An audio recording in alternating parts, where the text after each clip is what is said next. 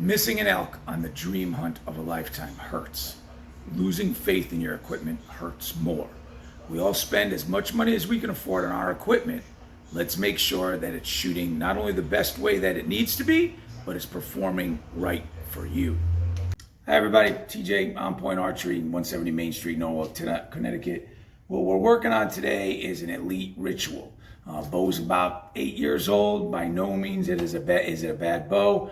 Customer had a complaint. They missed an elk last year because they're worried about the tune.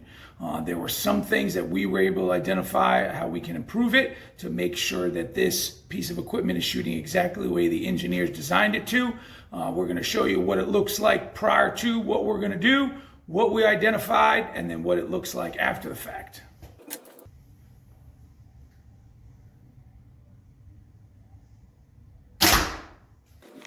So what we're looking at here is a little bit right tear. This is where the arrowhead went in, and that's where the fletchings went through. There is no question that all string fibers are definitely not created equally. Depending on the manufacturer that you're working with, they'll advertise whatever that material, that string model that you're looking to invest in is made out of. I would definitely encourage you to take a look at the fibers and how they kind of add up against each other. The more expensive the fiber, the longer the strings last, the less likely you got to get them replaced. I mean, with less interval, you got to get them replaced, but then also the longer your bow is going to have that tune, because more than likely after you get your strings replaced, we're going to have to start with a new tune all over again. And depending on the level of tuning that you've taken your bow through, that can get kind of expensive. The elite we're working with here today, that customer had a problem where he missed an elk last year. We're going to be stringing it up with a set of bloodline fibers. My personal opinion, the best in the market today. We're going to shoot it through the chronograph. We're going to see exactly what feet per second it's traveling at. It currently has the factory model strings on it that whatever Elite was using as far as material goes when this particular model was released.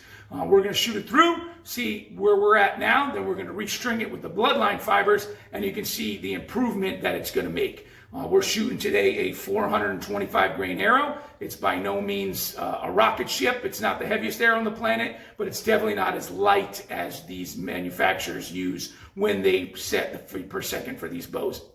They're using the lightest possible arrow in the most ideal conditions at the highest pound weight the bow can be set to, as well as the longest draw length to give it the longest power stroke.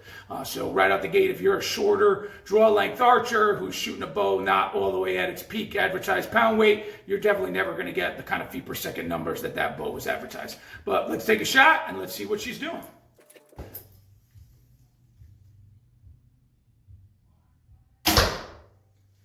263 feet per second. This is actually the second time we shot this video. We got 265 out of the last one. I'll show you guys.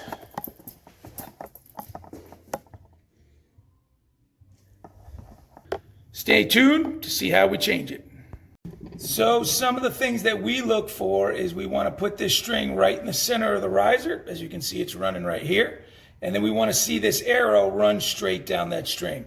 That means we have a good center shot. So that looks good.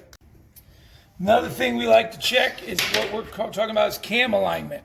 If we can see that this cam runs straight with this string, we want it to push it straight. So when we lay an arrow up on the side of this cam, it should run in line with the string. And as you can see, we are a little bit off this way. This is the bottom cam.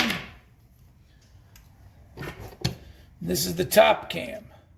You can see how much it's off, and it does not run in line. We are kind of hitting the string silencer down here, but you can see how this thing is definitely not running in line with that string.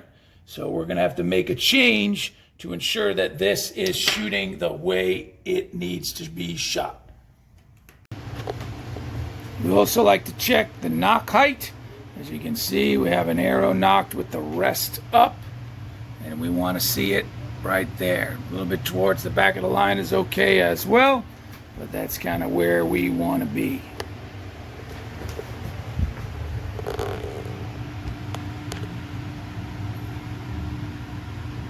Now we're going to restring it and watch the improvement and the feet per second climb.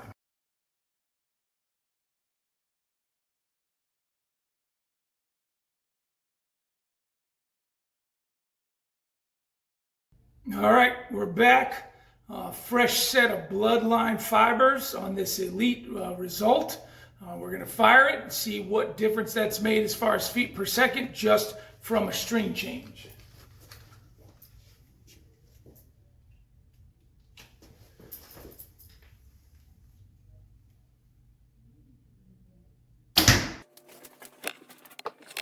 "374 feet per second. That means we picked up 12 feet per second just from a string change. We did not mess with the draw weight. We did not mess with the draw length. Everything about this bow is exactly the same other than the new fibers. That's how much of a difference a quality set of strings can make on your bow. All right, now we're going to see what difference it has made from a paper tune perspective. We did have to mess with a few things on this bow. Turned out upon inspection that this rest cable was a little bit too short, which is applying too much tension to the cable at full draw, which is going to affect your timing.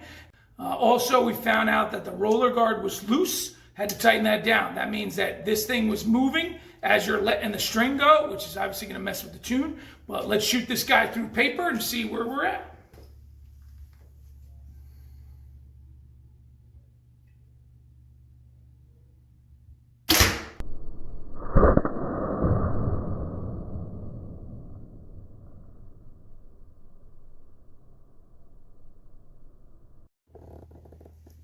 And there we have it. Bullet hole right in the center. The marks from where the veins went through. That's what you want to see. Shoot straight, shoot off.